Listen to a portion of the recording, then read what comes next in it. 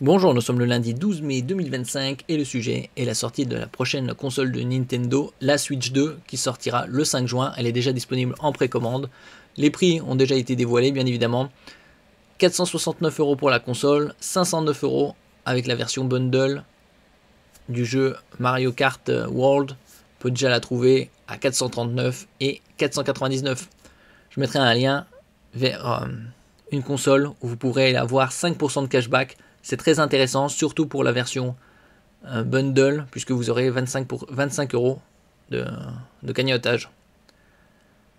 1536 cœurs CUDA sur la Switch 2 de Nintendo. À quelle carte graphique PC cela correspond-il? Nous allons voir ça un peu plus en détail. Pour l'instant, faut pas oublier que c'est des rumeurs. Alors que la Switch 2 de Nintendo ne sera pas disponible dans le commerce avant le 5 juin prochain, des petits malins sont parvenus à mettre la main sur ce qu'ils affirment être une carte mère officielle de la dite console. Donc ici. N'oubliez pas de vous abonner pour plus de news sur le monde de la high-tech ainsi que les bons plans, également sur mon Twitter et en description sous toutes mes vidéos. Vous pouvez les retrouver dans mes playlists. Un SoC Nvidia T239. On est loin du T800. Bon, ici on voit sur la carte mère le SoC Nvidia pour la partie graphique, Hynix, la marque sud-coréenne pour la RAM, 2 x 6 Go en LPDDR5X 128 bits, 8533 millions de transferts par seconde, Hynix 256 Go TLC, son triple couche, niveau technologie, UFS 3.1 et d'autres composants. Architecture Ampere, puissance de GTX 1050 Ti.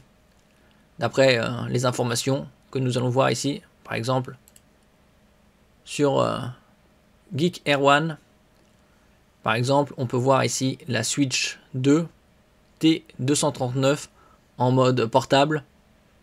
Il serait comparable à une RTX 2050 avec un score de 1308 en ce qui concerne le GPU. Et en mode docké, on passe à 2205. On peut voir par exemple les autres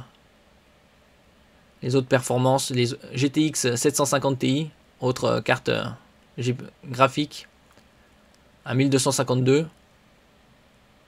Et en mode docké, c'est supérieur à A18 Pro et légèrement inférieur à une GTX 1050 Ti, comme on peut le voir ici, à 2293. Il y a également ici partie CPU. Ici avec le Geekbench 6 CPU, on est en Switch 2 à 2735 et en docké à 2877. Voilà les fréquences légèrement différentes. 8 cœurs, 8 threads. Et ici une fréquence en ce qui concerne portable 561 MHz. Ampere 1536 CUDA. Et l'autre en docké 1007 MHz. Bien sûr c'est des rumeurs, ça restera à prouver. C'est juste indicatif. On peut voir ici la comparaison au niveau de la surface du GPU. Switch 2 SoC 207 mm², donc bien supérieur aux autres. Ici on a le GA107 similaire, 200 mm².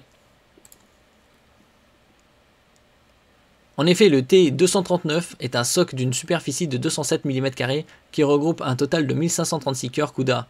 Nous sommes très loin des 2560 cœurs de la plus petite carte graphique desktop de la série 30, la RTX 3050. Non, si l'on veut trouver une puce PC plus proche du T239, il faut se tourner vers le GPU GA10B que Nvidia a préparé pour la seule série 20 et architecture Ampere, la RTX 2050, destination laptop. Et donc sur une 2050, il y a 2048, tandis que sur une T239, il y en a 1536, c'est-à-dire qu'il y a un tiers de plus de cœur CUDA sur la RTX 2050. Réduction similaire pour les unités de texture, 64 contre 48, les ROP 32 contre 16, ainsi que les cœurs Tensor 64 contre 48. Le cache L1, lui, est divisé par 2, 3 mégaoctets contre 1,5, Le cache L2 l'est carrément par 4 mégaoctets contre 1 mégaoctet. Et donc, pour autant, Geek Erwan a tenté de simuler la chose avec le GPU de la RTX 2050. Il estime que la console pourrait délivrer avec DLSS des performances proches de celles d'une GTX 1050 Ti lorsqu'elle est logée dans son dock, alors qu'elle devrait se contenter de celle d'une GTX 750 Ti en mode portable, comme on avait vu au-dessus. Et donc ce serait un rapport de 7 à 7,5 fois plus performant que la Tegra X1 de la Switch première du nom. Si quand on revoit les graphes, ce qui concerne 3D Mark pour le GPU, 1308 en mode portable, donc légèrement supérieur à une GTX 750 Ti. Et en mode docké, 2205, donc supérieur à Apple A18 Pro et inférieur légèrement à une GTX 1050 Ti.